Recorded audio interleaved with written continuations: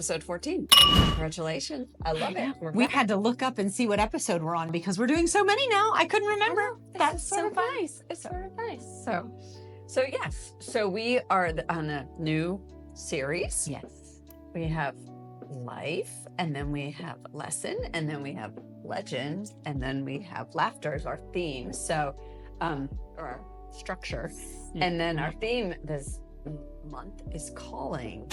And we really came to it because we sort of struggled with, not struggled, but you and I have talked about this for a long time. Like, is the calling always the same? Does it change? And I've learned so much from you about calling. So we're going to let you do some talking about that. But we came to it sort of because we know each other so well and we act like these are our corporate lives and this is what we do. But I'm not sure that everybody else does. So we've had a few questions about what and who you people are. And so we're getting some people that don't know us, which is sort of really cool. Really fun. Yeah. So anyway, we're gonna sort of address that and thought like you could introduce the calling part, and then we're gonna sort of interview each other as legends. We probably should put a legend hat on you and a legend hat on me. Yeah. So we're being legends to each other today. Who we are and what we're doing and what we've been called to do. Yeah, exactly. So why don't you lecture us on calling? On calling. It's no lecture. It's super fun. I love calling, so passionate about it. Which, as you hear what I'm doing, it's so cool because God's got me right in doing what I'm passionate about, which is calling. And mixed. Which, I mean, when you look back, you're like, you sort of go, it's crazy. What else? Nobody else could do it. Yeah, it's so cool. I think the biggest thing we want to make sure you understand, because calling is a word I think that's used. It's almost like leadership. Like they just throw these words out and there's not, everybody's idea or understanding or definition is different. And so when somebody talks about calling, in your mind, you're thinking one thing and somebody else could be thinking another. People confuse it with purpose. Absolutely. People confuse it with, direction. Career, all kinds of things. Yeah. So I think that's... We're talking about biblical calling. Right. I think that's what we want to really specify today. And truthfully, there's two different callings. And so when we studied it, like in seminary, it was a primary calling and a secondary calling. As believers in Christ, all of us have the exact same primary calling, and that is the calling to go into all the world and teach and preach the gospel, love the Lord your God with all your heart, soul, and mind. All the stuff we know as believers, we're supposed to live out our faith, and we all have to live that out. It's not like you're called to, love the Lord your God with all your heart, soul, and mind, and I'm not called to that. Like, we as believers are all called to that. We are all called to go into all the world and preach everything and we do fits under that. Everything fits under that. So that is a primary calling, and it's primary because that's first and foremost. So never want to minimize that as we were just doing. Like, Jesus, that one it is. But that is clearly the primary calling, and that is first and foremost. But that one doesn't take as much conversation about because it's the same for every believer. Every believer is primary calling is the same. Well, and also it's not like, what does that mean? And it's up for discussion. Right. And it's like, share the gospel. Right. Like, it's pretty direct. Love Jesus, tell others about him. Like, it's where it gets tricky is when everybody's second calling is different. And we use our second calling to promote the first calling. So somebody that is a chef is going to use their food as a means to present the gospel to people and to live out their life and to love the Lord through that. I'm not going to do it through food because that would kill someone and they would not love Jesus. So our children can confirm that. That definitely is not neither of us where we are want to be called to be a chef. So in the secondary calling is where most of culture talks about it. And in Christendom, what happens is we don't specify the two different. So as Christians, we'll start talking about our secondary calling, which is really our career and what we're doing for the most part, and we'll interweave it with our primary and get them mixed. And yes, they intermingle in day-to-day life, but in conversation, everybody has a primary, it's the same, and then all of us have a secondary that's different, and that we use our secondary calling to promote our primary calling. And I think you always talk about you're equipped. Everybody's equipped to do our primary calling, right? That whatever your personality is, whatever, like everybody has to go evangelize. Whether you like it or not, you have to do it. Right. Everybody is equipped to do our primary calling. But we are equipped differently to do our secondary calling. Absolutely. And that's, I think, where you get into, did I hear this right? What is it? Is it true? What does an introvert do? I don't have to evangelize. And that's not how, it's not like those kinds of things. Correct. Your secondary calling is up for discussion. Yeah. And so that's what we're going to spend our time on, is talking about really your secondary calling. And we're starting with this so you know our primary calling is already there. We love Jesus with all of our heart. He's always the focus. But we're going to spend some time in this secondary calling. That's where we're going to kind of talk. Which is really going to focus on our work world. Our work world. We both have families, and someday we'll talk about maybe how we got there. But I think this is really, what are we called to do as Christian working women, bringing our messy lives to the couch, as we say. So you tell us your story. So my calling, secondary calling, career, gosh, it's hard when you think how far back to go. When I was a baby, I went to school to be a teacher. My parents didn't, never went to college. My dad was in the mill, Pittsburgh. My mom was in the grocery store. So we were told, you're going to college and you're getting a degree. And really, my dad was like, you should be an educator. My brother and I both ended up an educator. I think they said that just because they didn't know what else. It was like, everybody needs a teacher. So we were teachers. So my brother and I both were teachers. Loved teaching. I was called to teach. Like, were you a kid and making a classroom? No. Which is funny because I am a terrible student. I was a terrible student when I was young. Because you were bossy? I'm just not a good student. Interesting. I could never sit long enough to study. Yeah. So I wouldn't study. I was a terrible studier. Interesting. Because I thought you would maybe play school. No, I hated school. And I didn't like kids. So the thought of actually teaching kids, I was like, I don't even like kids. Why would I teach them? Wow. Which is just in the story, God, right? I went to college as a music. Right, because we have a piano. Vocal major. I played the piano and I thought I could sing, which I can't, but I thought I could. And so I was going to go be a musician and be the next, I don't know who was big back then, but I was convinced I was going to sing. So I auditioned. I had to sing and play. I had to do a foreign language song, big audition. And I got in and I was like, oh, I must really be good. And so I was going to sing. Fun. That was the goal. And then I did one semester and they invited me in and kindly asked me to find another major. So you got not my lucky. calling. The audition was a lucky thing. I think, oh gosh. That's funny. The people that are in that industry, it's their heart and soul. And I was just not. So I had a semester in, and I had taken a semester at a community college just because my grades were so bad because I was such a terrible student. So I had to stay in community college to get my grades up to get into real college. Okay. So now I'm almost a year and a half in when they tell me don't do music. And I was like, well, clearly school is not my cup of tea. So what can I be? Yes. That I'm not going to lose credit and I can still get out of here on time. Nice. And the guy was like, well, you had some education courses in music, go into education. I'm like, great. He's like, what do you want to teach? Math? Nope. Science? Nope. You like writing? Nope. History? Nope. How about little kids? No. It's like, you've got nothing. I suck. So ultimately, Dr. Egger, my advisor all those years ago, said, do elementary ed. It's the easiest. You just want to get out of here. So I chose elementary ed to get out of school. God will use anything. But God, right?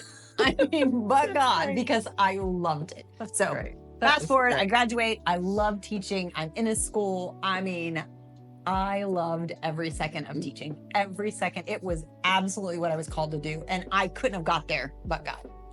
So I do that for years. I get pregnant. Bailey. I have to put her in childcare because I'm going to go back to teaching because that's what I'm called to do. I am called to teach. I'm going to go back to teaching. And so I need to put her in childcare. And there in our town at the time was no good childcare. And I always say, the teacher in me needed it academic. The faith side of me needed it faith-filled. I could find one or the other. I needed both. So God said, start your own. I want to start my own. I just want you to produce one for her. And that didn't happen. And so I said, okay, Lord, I have X amount of days on maternity leave. I'll take my maternity leave and I'll start a little school for Bailey. It will be 4 kids, and that's what I'll do. Okay. Never took a business class in my life. No one in my family's ever run a business. Nothing. And where are you going to do this? Like in your house? So that's a funny story too. Sean's grandfather at the time, maybe 6 months before we started the school, Sean's grandfather called and said, hey, there's a really good property for sale in this place. I don't even know what you want to put in it. It's just a really good real estate investment. And you guys are trying to kick off your marriage. You should just buy it. I don't even care what you do with it. Just sit on it, but buy it. So we went out and bought a property. We didn't even have a house at the time. We're like, let's buy a property. So we bought this random property. And so for months, we just sat on this property and thought, what are we going to do? Yeah. We're going to do, my husband was therapist. We're like, we're going to start a PT clinic. We literally talked about starting a Christian coffee shop. I mean, all the stuff, because it was just this property. Right. It's just, yeah. And then when the Lord called me to start the school, I was like, well, that's what'll go there, the school. So we had the building. Got it. So we had to gut it and renovate it, get the license.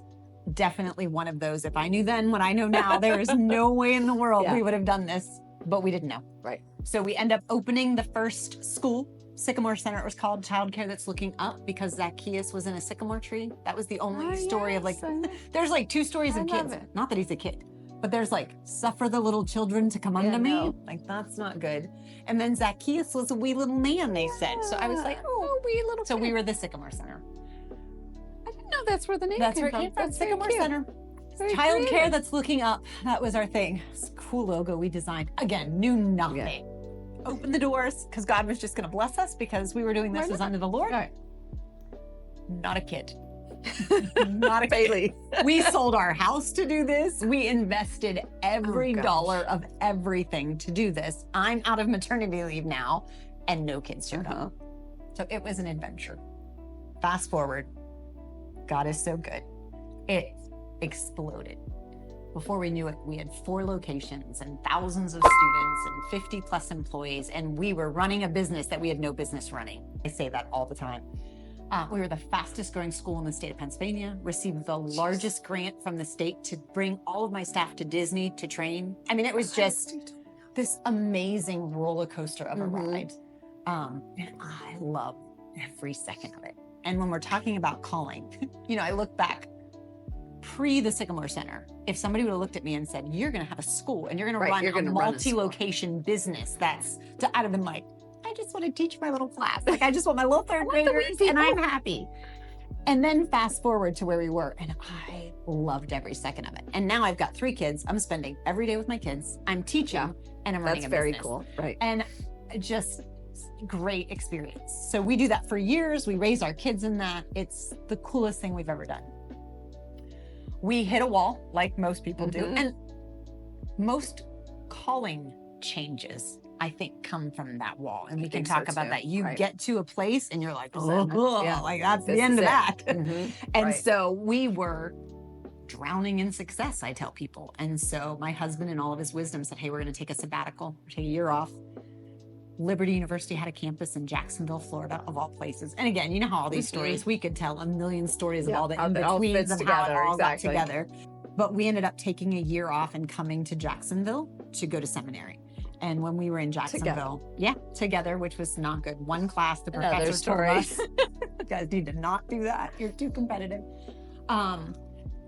Eventually sold all the businesses and moved down here permanently because we just fell in love with Jacksonville. Like, the Lord just really burdened our heart with the city, which even now, I used to say that all the time. And when I look at what I'm doing now, I know it's all about the city, which I would have never, but we were so burdened for Jacksonville. It was crazy. So we moved down here, sell the business eventually, all that stuff, come back here, get back to our real jobs. I become a principal down here, missed the business side of things, realized how much I loved the business. So ended up going back to school. Did they find you or you found them? The school? Marketing? Yeah.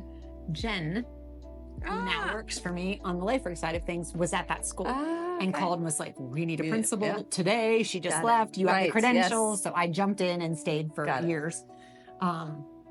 We were there when that was happening. That transition, that was crazy. School. Not even there anymore. Like that, we crossed paths. I didn't know it. I didn't even know it. It's crazy. Missed the business side of things. Realize now how much I loved the business side. So ended up going back to school. That's where I got the doctorate in organizational leadership. So really how to lead an organization. That was my goal. Like, I want to be able to do that. It didn't lead me to an organization at the time. It led me to college because now I had a doctorate. So I started teaching at the college.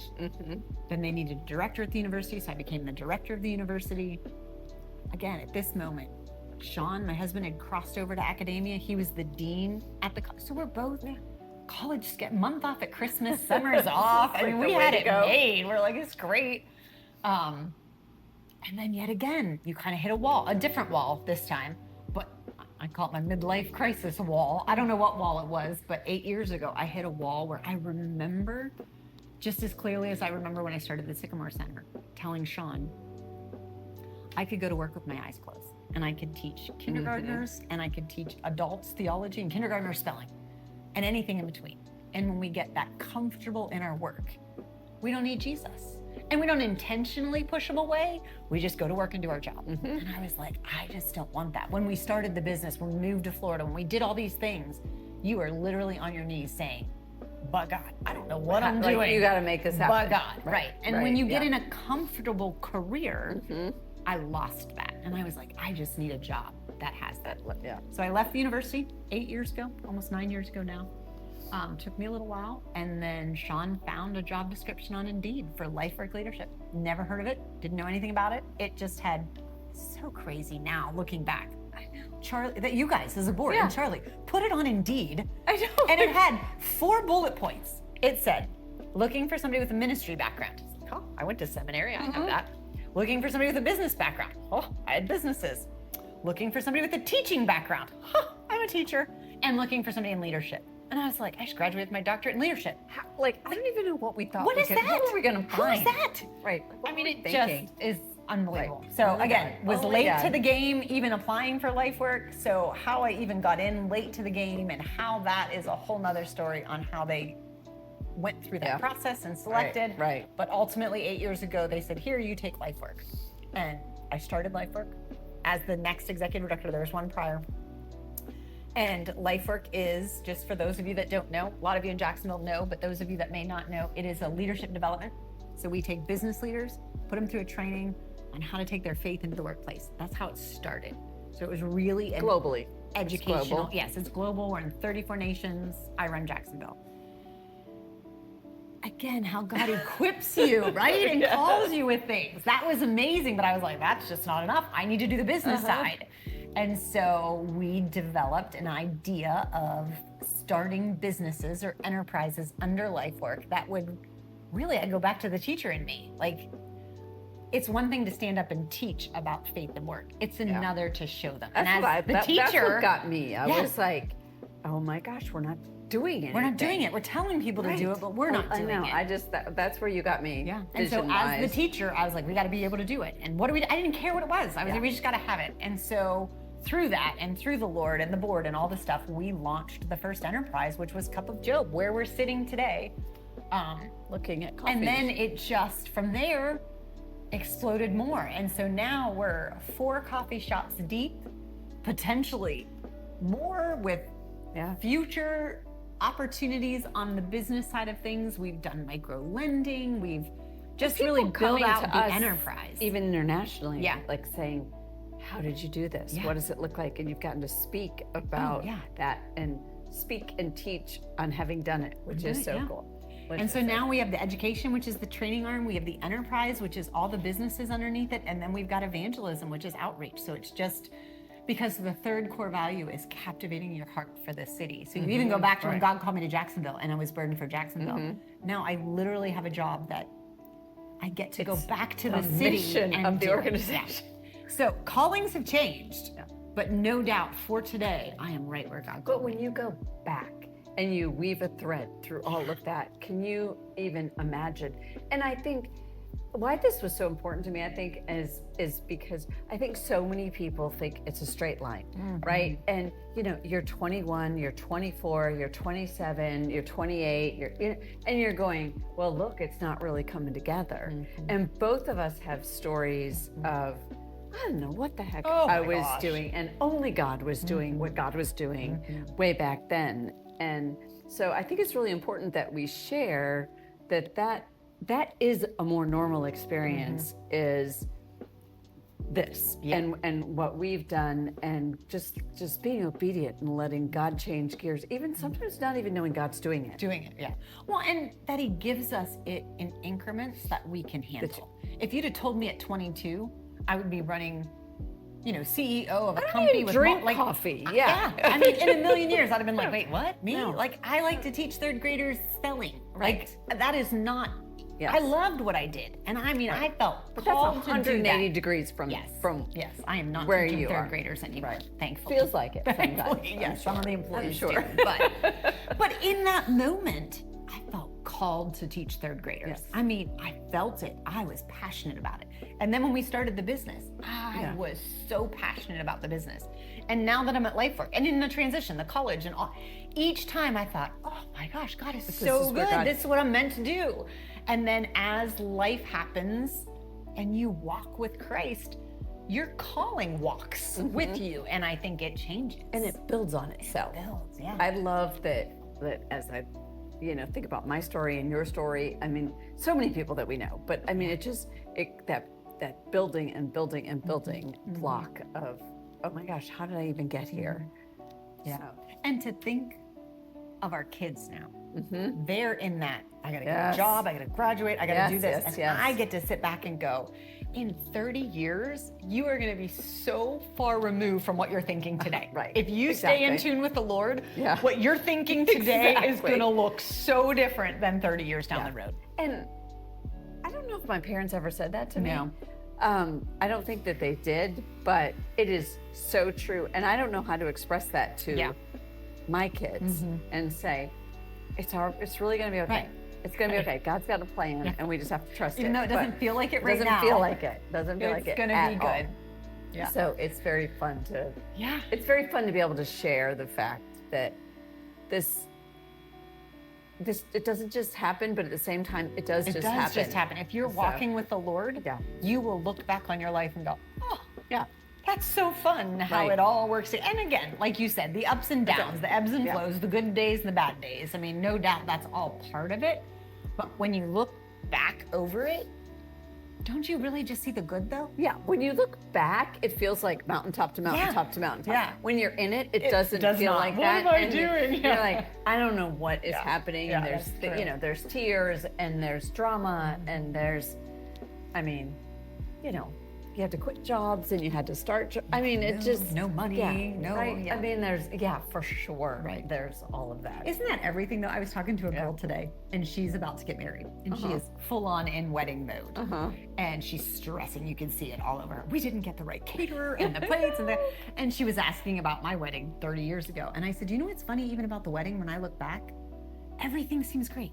Even the things that in the moment, our unity candles caught on fire. Nice. You can see it on the video. Nice. Fire. Nice, lovely. We sang to each other at our wedding. Who does that? We don't sing. Well, you were a music person. Terrible idea. Somebody should have stopped us. And it sounded horrible when we did it. It was not even good. It's funny. But even in the moment when it seemed like this is not going well, it's not good, when you look back, those are the things that we love. The candles burning. That's what you're still talking about. That's the thing. The things that went right, that we walked down the aisle and the white carpet worked and we were worried about it and it worked. I don't remember that. It's so true. You remember the dress, the things that were dramatic. Like what were you going to, the dress, and it has to be this and it has to be, oh my gosh. So fun. But it's like that with your career too. In the midst of it, it feels a lot. But when you're pulling back out and looking, even the difficult things are the things that you're like, thank goodness, that was amazing. Yeah, you learned from. You learned from. And I think that hopefully what we get to communicate in this is that, we're older, mature, but that it's not a straight line. And I think the minute you try to make it a straight line, you're being disobedient, actually, because you don't leave room for God to do something. Agree. So, all right. Anyway, what's your calling? Your secondary calling. My secondary calling.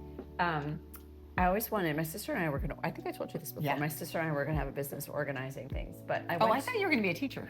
No, our mom is a teacher. Oh, I was thinking, but we were going to organize things. We were going to go into people's homes and we were going to organize them and like ta-da moment them. We were way ahead of our time, But anyway, we never did that. I went to school to be a dentist.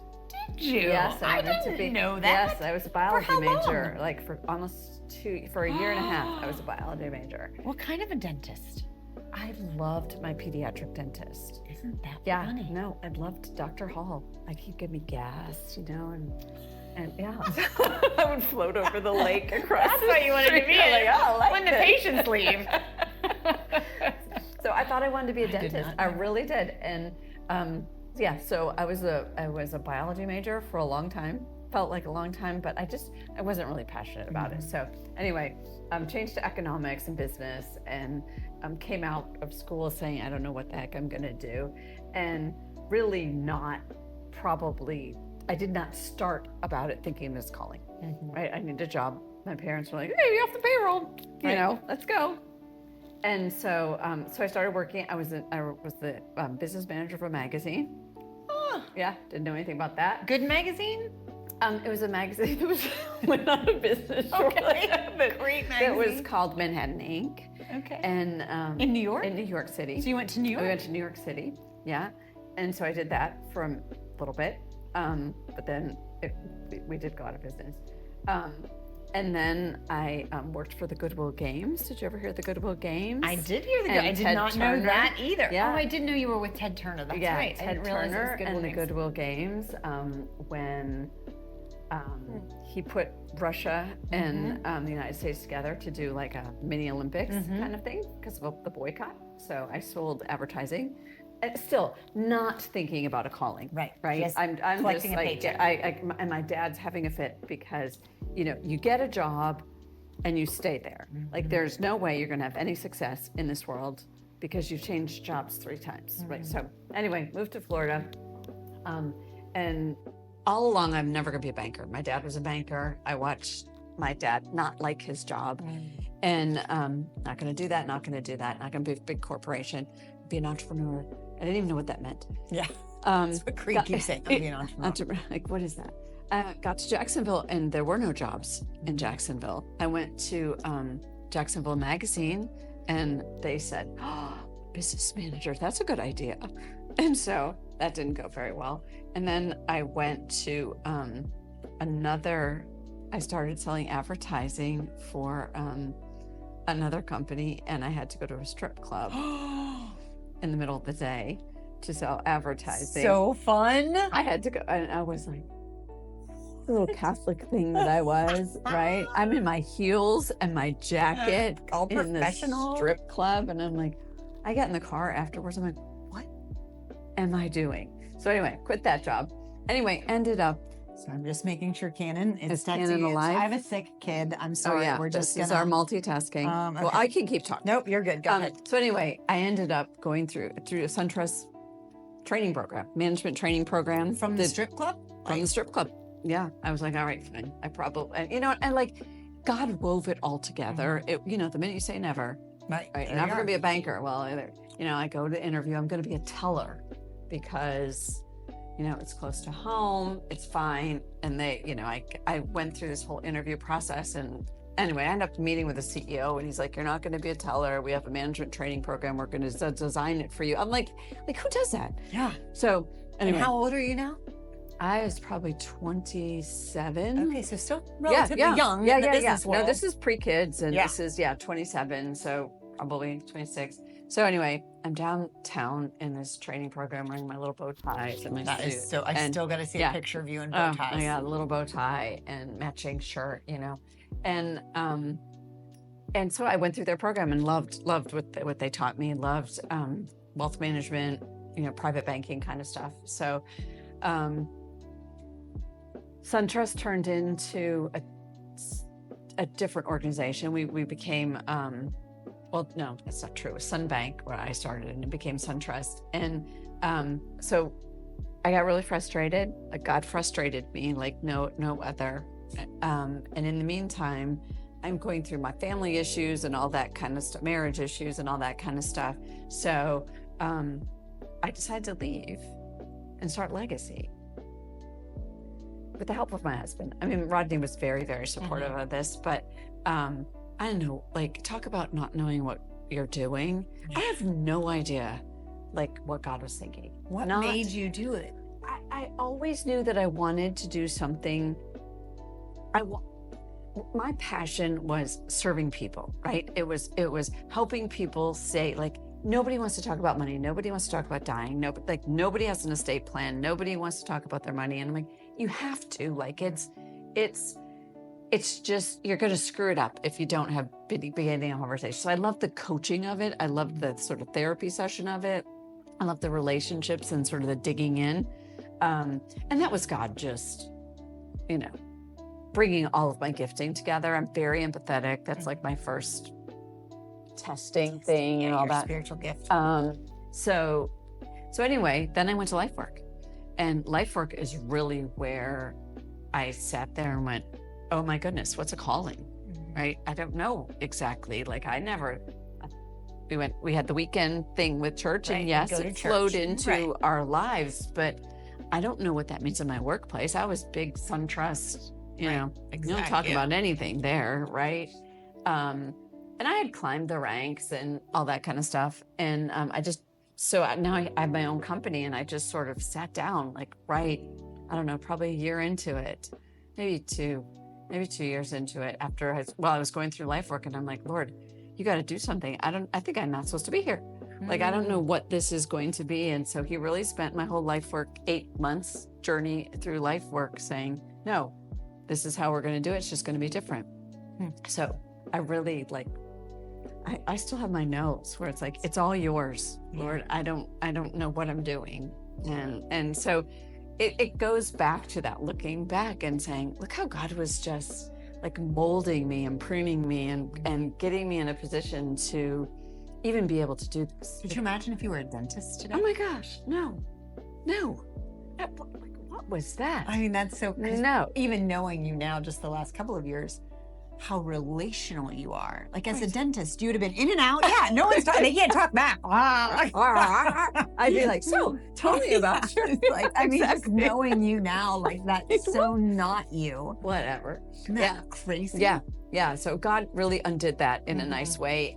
My dad was a banker, and in Michigan, one of his clients owned dental clinics. And so I don't even know what year it was, somewhere when I was still a biology major, my dad said, why don't you go work there? And the dentists were punching time clocks. Yeah. And I was like, I don't want that. I'm going to go to med. Yeah, it's essentially med school. Right. Dental school's like a big, huge production. Big deal. Like, they're punching the same time clock I was. Yeah. I'm in my little white uniform, thinking I'm all that, and punching the time clock with Joe next to me. And I'm thinking, wow. Right. So that was really God, a move of God, and my dad saying the opposite, which is, maybe you need to think about this. So probably should be a banker, but had to fight that. Right. Had to fight that for a few more years. But yeah, that's, and I think the best part about it is I just love to look in the rearview mirror and see what God was doing when I wasn't like you. I mean, Rodney and I weren't necessarily praying about this and saying, this is your calling. He's like, you should just do that. You should do that. That'd be great. And super supportive and all that. But it wasn't, I was only in it when I realized, this is a God ordained where I'm supposed to be. So. Isn't it interesting to think too, God's not finished with us yet. For sure. So we can be on this half of it and be looking back and sharing with, younger people and all that. But my husband's great at saying Joshua did his greatest feat for the Lord at 85. Yeah. So we're not done yet. No. So 30 years from now, we can be looking back at this podcast and being like, oh my gosh, when we're touring the world. When we're international and touring the world. But I mean, don't you think that is because we say, well, let's just try it, right? Let's just do it. Right. And I think that's being obedient. That I don't know. I don't want to say it fell in my lap, because it didn't. I mean, I was being stretched and stretched and stretched. And I think God was stretching me. And I think he still is. I mean, it's a very hard time for me at Legacy because they don't really need me. So I was, wonderful group of people, and they're so good at what they're doing, and they're so much better than me than I ever was. And so I think God is continuing to stretch and stretch and stretch. What's a new calling now? So I feel like my calling is definitely zigzagging. And, is it helping with a coffee shop, right? Like, what the heck is that? Right. Well, and I think as we get older, you find your calling through, personality tests. Yes. Not even the test, Yes. but your Right. personality. Right. You're introverted, extroverted. Your spiritual gifts. I'm empathetic. I'm hospitality. And so you weave You all are? these together. I am not. Some people are. we don't have that. Not me. Mine doesn't. I know. That doesn't even show up on my No, test. it does not. It's so sad. But as we even get older, those change. Yes. My personality's different Yes. now. My gifts are different now based on life experience. I mean, once you raise kids and once you deal with this, then things change. And once you've done this job, things change. And I think that's people that have retired. We've talked about this before. There's no retirement in the Bible. Right. So there isn't I got here and I get to retire. Yeah. It's life's changed and now I have a new calling. What's the new calling in this phase of life? It looks different, but it's still a calling. All that talk we did about the seed. Yes. Like the seeds were there They were and God's there. just Oh, that's so germinating beautiful. like the different, They're sprouting at different times. they're sprouting Right? at different times. If they all sprouted at Right. once, we couldn't do it all. couldn't do it. But one is growing on It's a top fun of the picture. other. And I wouldn't be able to help with the coffee shop if I hadn't had to look at financials, right, for my business, right. And we talked about paper clips, Right. right? And we're like, if there's Right. we come in here and I'm like, who put the straws out? Yeah. I think, I just think God's just continuing to make those flourish. It's exciting and to grow. think what's in my Because stomach. there's other Like seeds. what's going to be sprouting soon. Think about right? this. What are we doing Right. here? What I mean, are we that's what I doing? mean. Like, what's the next we thing have that's going to no sprout? idea what we're doing in No. the podcast. No. And the podcast. I mean, it's a good time to Yeah. end on this as we're coming to the end of calling for this life session of our life is, I think you said it when we started talking before we went on the air. On Are the we on the air? I like that. Are we on the air? I don't know what we're On the on. air. It came out and I was like, I don't we think we're should, on the air. But Whatever. before we started recording, you mentioned that we would not have done this podcast a couple Right. years ago. Oh, Like, gosh. we weren't in the right place. We didn't have the calling to do it. We weren't equipped. We're still not equipped. Yeah. But I mean, we weren't That's a strong word, That's- equipped. really struggling with vocabulary in this. All of that to say, the ebb and flow of your calling. We both feel like right now we're called to We're do just- this. right. Just as a side And thing. didn't God just build it up, right? We were going to write curriculum. We were going to all we're the going to stuff. Bible study together. We're going to write curriculum. Like all of that fit together so that we could do this. And only because God's been helping us do that and we've been obedient. I mean, we literally are like, all right, let's just put on mics and get a camera. We'll see what happens. And I think that's important as you're listening to this and wondering. I mean, there's either some of you listening that are like, I am in my calling. I love it. Yeah. I'm doing what God called me to do. And then there are those of you that are listening that are going, I don't know. And I think that at LifeWork, Yeah. we walk through that. Like, are you doing what you're called to do? Are you not sure? Let's help you Right. figure that out. And it doesn't always have to be generating money or a Right. career No, in not at that all. sense, as far as you have to be successful at it or you're not really doing your calling. I've heard so many Christians to be like, well, when you're in your calling, you'll know it because there will be success with it, or there will be. You look at like the podcast. I clearly would say we are called to do this right now. I don't care if we're not gonna, It's never going to monetize No, and it's anything, not- and it's I probably don't going to care if cost we us hit- money. it does. We had to buy legend hats. Come on, we're out all kinds of money. And we keep saying it doesn't matter if one person listens or 5 million listen. When you do what you're called to do, it's not about the success of it or the results of it. It's about standing in the place that God called you to be and doing it. Right. And that's what the podcast is right now. Exactly. And I think it's just so indicative of the nature that God gave us too, where it's like, all right, well, what the heck? That's right. Let's see Here we what go. happens. They're going to laugh at us, but who cares? We laugh at each other. And so yes, it's very cool to be able to be open to that, because I think some people do it, they're calling for and as long as you don't get comfortable, I think it's good. I think that becomes very easy, is to say, oh, I'm doing my calling, but I'm comfortable doing my calling. And I think that God stretches us. We talk about it all the time. Faith is spelled R-A-S-K. Yeah. It's risk. It and if you're not taking the risk, even in your secondary calling, then are you really using your faith? Yeah. There has to be a piece of you that's like, Do you I couldn't have to do this, but without God. Right. That I you're couldn't do this laying it podcast down. without God. No. Clearly, we Right. still can't do it with Yeah. God, but Right. God's doing We're whatever trying. he's doing with it. Exactly. so Anyway, yeah. So as we close today, let's just say, I just noticed my posture. We both did it together. I looked in the camera and we both went like this. Poor posture. my mother would be proud of them sitting up straight. Let us know. We keep saying this, and you guys are doing really great at subscribing and following, but you're not doing great at commenting. So we need comments. It's one of the areas on YouTube that we're not scoring great on. So if you hear this, we need a better score. So Right. just comment. For no reason other Like- than like we think the analytics are sort We of like cool. we like to watch it. We So don't I would do love anything. to know. Yeah. If Feedback you would think be you're awesome. doing what you're called to do, what is it? Are you Or if not we totally doing? missed it. You've had some, Right. and we've had some Oh, yeah. very good conversations about you are wrong, Yeah, I just had a meeting. which is great. Which she's going to be one of our legends, Yeah. but she kind of called me out on something and was like, hey, I kind of disagree with what you said. And I was like, well, let's talk about it. And we had coffee and we had an amazing conversation about it. And she's going to come on as one of our legends and actually talk about it. So yeah, Yeah. if you think what we're saying is I think totally that's off base, fantastic. Right. We want to know. we want to know. That's part of this process. So yeah, so tell us Yeah. what you're doing, what you're called to do.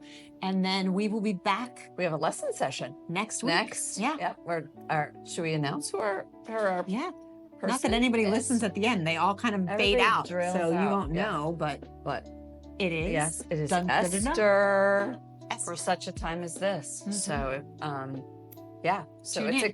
it's exciting. So Yes. anyway, All right, cheers. cheers. Happy 14 in the books. Yeah. Yeah. Crazy. These could have alcohol in them. Just Mhm. saying. This guy's clearly lost his marble.